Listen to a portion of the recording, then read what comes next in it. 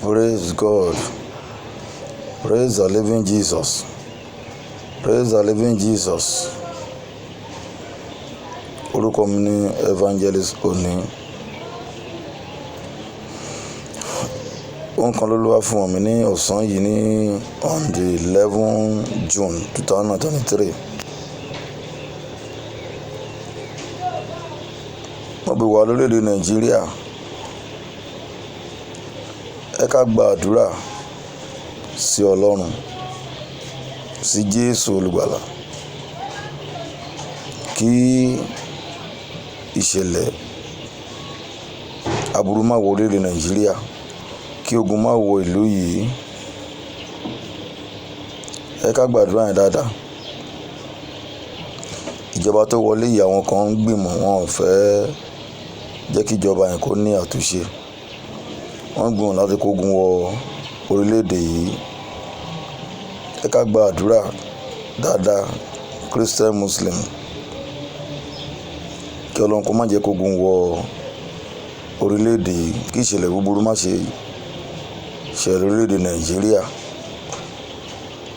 Gbọ́dọ̀ máa ń sọ fún wa tipẹ́tipẹ́, ẹnìkan ṣoṣo tá a lè pè láti ṣe ogun orílẹ̀-èdè yìí, òun náà ni JESU Kristi. Òun ni JESU Kristi. Òun ni JESU Kristi. Kò sẹ́ni tí a lè pè. Òdodo ọ̀rọ̀ ni mo ń bá wa sọ, kò sẹ́ni tí a lè pè. Mo bẹ̀ yín, ẹ bá wa sọ fún bàbá wa Tinubu, ìgbé Jésù ni kó máa pè kó wá bá ń ṣe ìjọba orílẹ̀-èdè yìí. Tó bá ti ń pè, kò sí wàhálà.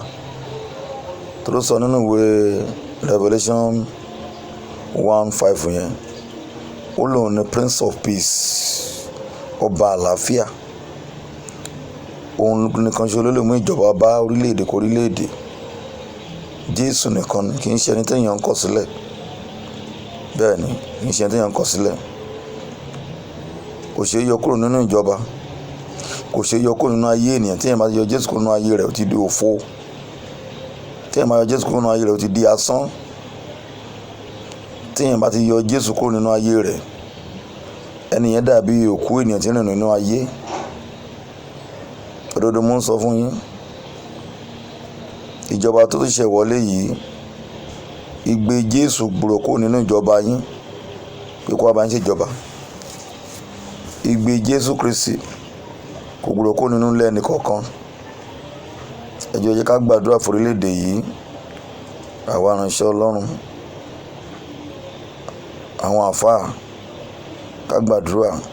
Gbogbo plan àwọn ọ̀tá tó fẹ́ kó ogun orílẹ̀-èdè yìí, tó fẹ́ da ètò ìjọba Yorùbá tó ṣẹ̀ wọlé, tó fẹ́ dàrú, k'Ọlọ́run kó sọ wọ́n di asán. Àwọn kan ń gbìmọ̀ láti kó ogun orílẹ̀-èdè láti orílẹ̀-èdè ibòmíràn wá. Mú Jésù ní on the 11 June 2023, nìkan bí after 3 ló wá fi ran ẹ̀wọ̀n mi. Jẹ́ ká gbàdúrà. Ká gbàdúrà sí Jésù, òun ni ká pè. Òun ni ká pè. Ẹ jọ̀ọ́, ká fàdúrà ran orílẹ̀-èdè lọ́wọ́, kí gbogbo ènìyàn ní orílẹ̀-èdè dẹ̀rẹ̀, gbogbo ènìyàn pátá, àtọkùnrin àtobìnrin, ẹnikẹ́ni, Kìrìsìtẹ́nì ni, Mùsùlùmí ni, abọ̀rìṣà ni, ká máa retí bíbọ̀ Jésù. Kò ní pẹ́ dé. Òun ló máa ṣe ìdájọ́ ayé. Òun ló máa ṣe ìdájọ́ ayé. Ó ń bọ̀ bí olè lóru. Ó ń bọ̀ láti ṣe ìdájọ́ gbogbo ènìyàn.